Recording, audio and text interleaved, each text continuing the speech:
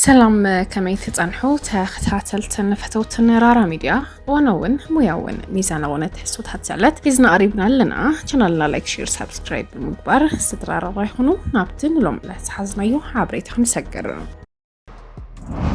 أب زوبا معراب تجراي ستيت حمرة أب وشت محدار كتما دانشا على داق ما يتفات استسيمة والتالدراوي تعليماتي كايدالو نعرسهم يتكزي زبيلهم نصوعو زلو أكلات زوها بزلو زسلطنا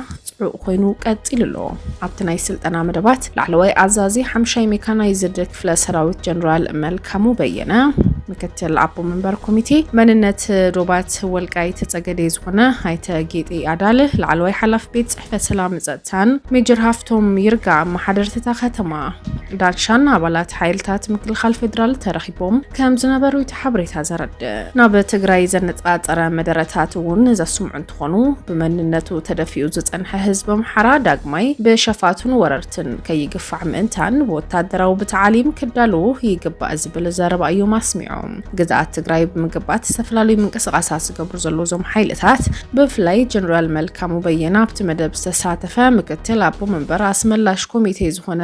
ጌጤ አዳለ በወገኑ ኣብ መንነትና እንዶባትናን ዘለና ሕቶ ሓቀኛ ሕቶ እዩ ሞኽን ቀጽለሉ ኢና خبلي تسمعوا نحق بحق تقاليسنا ناب حقኛ محرا مننتنا ندوبنا تملسنا لنا بموبالتي اكار خرزوبا زيكاتعن واننتا محرا مخوانو كبل يغلصو اكار خرز بحال زعبا يلن ግዛአትና እዩ ዝግዛአት እዚ ናይ محرا እዩ ዝበሉ እንትኾኑ በወገነ ትግራይ ግዛአትና ክንምልሲና ዝብል ዘረባታት እንተሃልዮም ደው ክብል ከምዝ ግባን ነዚ ንምምካት ድማ ሁሉ ስልጠና ክንገብርና ነመርቁና ለና خبل ድማ ተሰሚዕሎ ህዝቢ والقاي تتصقدي بكلهم عينات محبراوي هيوتو سنلب وانقو اكال حزب غوندر امحار ايو زبلات جنرال مملاس حبراو مننتنا ندوباتنا كساب بوقع زرغاغص زخون يكون كنقادسينا بموبايل مرغطيوم دما نصور غيروم አለው ወገን መንግስት ፌደራል ተመዛበልተ ትግራይ ክምለሱ እዮም ዝብል ተስፋታት ዝነበሩ እንትኾኑ በወገን ኣብ ግዛት ትግራይ ዓሪዶም ዘለው ሓይልታት ዝውሃብ ዘለው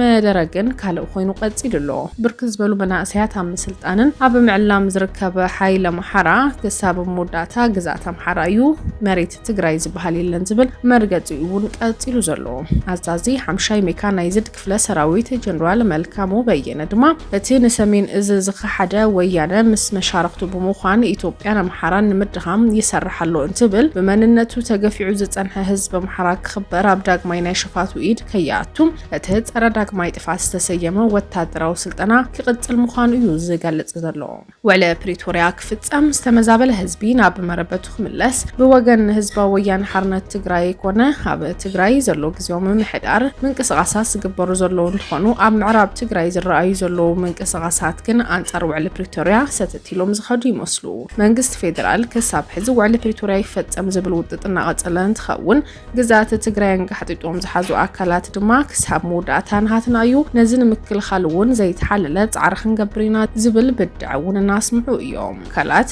ኣብቲ ቦታ ዝተረኽቡ ኣካላትውን መደረ ዘስምዑ እንትኾኑ ንሕወሓት ድማ ተፈጥራዊ ጸላይና ጸጋታትና ንምግሓጥ ዝመጻ ኣካል ክብል ድማ ባንዳታት ክብሉ ድማ ሰይመምዎ ዞባና ናብ ዓውደ ኺናት ንምቕያር ይጽዕሩ ኣለው ዝበለ ጀነራል መልካሙ ሃገርና ንኸይትለምዕ ኣብ ጻዕሪ ዝርከቡ ጸረ ሰላም ጸረ ምሓራን ጸረ ኢትዮጵያን ዝኾኑ ሓይልታት ከነቃለሶምን ክንቃወምን ይግባእ ክብል ድማ መልእኽቲ ሕሊፉ ዘሎ ብኣጠቓላሊ ድማ እቲ መልእኽቲ ንህዝቢ ትግራይ ዘጸላልእን ግዛትና እዩ ተመጽዮምና ግን በኃይሊ ክንወሮሚና መደረዘ ስምዑ እንትኾኑ ናብ ውዕለ ፕሪቶሪያ ተፈጻምነቱ ዘንቀሳስ ንሰላም ኢድ ዝዝርግሕ ዘይኮነ ቢድ ዝኾነ ክፍፍል ዝፈጥር ዘረባታት እዩ ማስሚዖም ምዕራብ ትግራይ ተባሂሉ ዝጽዋዕ ሃብታም ዞባ ወልቃይት ጸገዴ ሰቲት ሕመራ ብዝሕዚ ሰዓት ኣብ ትሕቲ ክልል ኣምሓራ ምህላው ዝፍለጥ እንትትከውን ክልቲኦም ሓይልታት ፋኖን ሕወሓትን ብፖለቲካ ጽምዶ ዝጠመረ ጉጅለ ህግደፍ ጉዳይ ወልቃይት ገዲፎም ናብ 4 ኪሎ ጥራሕ ختمቱ ገይሩ እኳ እንተሃለወ ዋላውን ድሕር ምእላይ መንግስት ብልጽግና ጉጅለ ህግደፍ بقداي والقايت كابلتيوم حيلتات فانون حوحاتن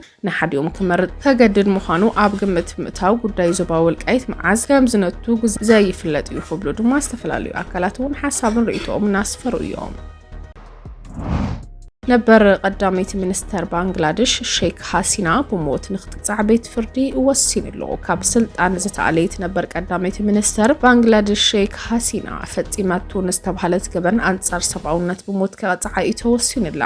ታ ነበር ቀዳማይ ሚኒስተር ኣብ ዝሓለፈ ዓመት ብተምሃሮ ብዝተመርሐ ዓመጽ ፈጺመንኦ ብዝተባሃለት ገበን አንጻር ሰብኣውነት ኣብ ዳካር ዝርከብ ቤት ፍርዲ ብሞት ንኽቅጽዓ ወሲኑ ሐሲና ብልዕሊ ሰላማውያን ሰባት ድሮናት ሄሊኮፕተራትን ካልኦት ሓደገኛ ጦራት በመጥቀም ትእዛዝ ብምሃብ ዩት ቤት ፍርዲ ብሞት ከቅጽዓ ወሲኑ ቅድም ክብል ኣነ ገበንኛ ይኮንኩን ዝበለት ታ ነበር ቀዳሚት ሚኒስተር እቲ ክሲ ፖለቲካዊ ምዃኑ ብምግላጽ ኣብ ዘየለትሉ ቤት ፍርዲ ብሞት ከቅጽዓ ወሲኑ ዘሎ ን15 ዓመታት ኣብ ስልጣን ዘጸንሐት ሐሲና ሕዚ ሓለዋና ተገብረላ ኣብ ህንዲ ዝርከብ እንትትከውን ኣብ ቤት ፍርዲ ቀሪባ ንኽትከላኸል ዕድል እውን ከም ዘይተውሃባኒ ትግለጽ ዘላ ከም ዘይተውሃባ ዝሕበር እቲ ውሳነ ንግዳያት ቤተሰብ ጥቕሚ እዩ ዝበለ ቤት ጽሕፈት ሰብኣዊ መሰላት ሕብራት ሃገራት ብሞት ክትቅጽዕ ምውሳኑ ግን ከም ዝቃወማ ኣፍሊጡ ኣብቲ እዋን እቲ ዓመጽ ኣስታት 1400 ሰባት ከም ዝሞቱ ንቤት ጽሕፈት ሰብኣዊ መሰላት ሕብራት ሃገራት ብምጽራሕ እውን ዘጋርድያን ጸብጺብሎ መንግስቲ ካናዳ ዜጋታቱ ናብ ኢትዮጵያ ከይገሹ መጠንቀቕታ ጉዕዞ ኣውፂኢሎ ክፍሊ ጉዳያት ወጻኢ ካናዳ ኣብ ዘውፅኡ ሓበሬታ ነቲ ኣብ ኢትዮጵያ ዝቕጽል ዘሎ ጎንፂ ዓመፅ ዕጥቃዊ ጎንፂ ገበን ብምጥቃስ ኣዝዩ ኣገዳሲ እንተዘይኮይኑ ናብ ኢትዮጵያ ዝግበር መገሻታት ደው ክብል ኣጠንቂቑ እቲ መጠንቀቕታ ንከተማ ኣዲስ ኣበባ ከም ዘይምልከት ዝገለጸ እንትኸውን እንተኾነ ግን ኣብ ኣዲስ ኣበባ እውን ኩነታት ጸጥታን ሃንደበት ክሓምቕ ከም ዝኽእል ኣጠንቂቑ ኣብ ኣዲስ ኣበባ ልዑል መጠን ገበን ከም ዘሎ ዝሓበረት መንግስቲ ኣብ ካልኦት ከባቢታት ሃገር ዝካየድ ዘሎ ዕጥቃዊ ጎንፂ ናብቲ ከተማ ክዝርጋሕ ከም ዝኽእል ኣሚቱ ብመሰረት እቲ መጠንቀቕታ ዜጋታት ካናዳ ናብ ክልላት ኣምሓራ ትግራይን ቤንሻንጉል ጉሙዝን ፈጺሞም ክገሹ ከም ዘይብሎም ብምግላጽ ካናዳውያን ናብ ክልላት ጋምቤላን ሲዳማን ከምኡውን ኣብ ኦሮሚያ ናብ ዞባታት ሰሜን ሸዋ ምዕራብ ወለጋ ምብራቕን ወለጋን ቀለም ወለጋን ሆሮ ጉድሩ ወለጋ ክገሹ ከም ዘይብሎም ኣፍሊጡ እቲ መጠንቀቕታ ወሲኹ ካናዳውያን ካብ ዶብ ኤርትራ 10 ኪሎ ሜትር ካብ ዶብ ሶማል 30 ኪሎ ሜትር ካብ ዶብ ኬንያ 20 ኪሎ ሜትር ካብ ዶብ ሱዳን 20 ኪሎ ሜትር ከጓዓዙ ከም ዘይብሎም ገሊጽሎ ምስ ኩነታት ጸጥታ ተተሓሒዙ ነዚ መጠንቀቕታ ከም ዝሃበ ዝገለጸት ሚኒስትሪ ሕዚ ግን ካልእ ምስ ጥዕና ዝተኣሳሰር ፀገም ኣብ ኢትዮጵያ ተፈጢሩ ከም ዘሎ ብምሕባር ኣብ ከተማ ጅንካ ተራእዩ ዘሎ ቫይረስ ማልበርግ ነቲ ኩነታት ኣጋዲድዎ ከም ዘሎ ብምግላጽ ናብ ደቡባዊ ክፋል እቲ ሃገር ከይጓዓዙ ድማ ሓሳሲቡ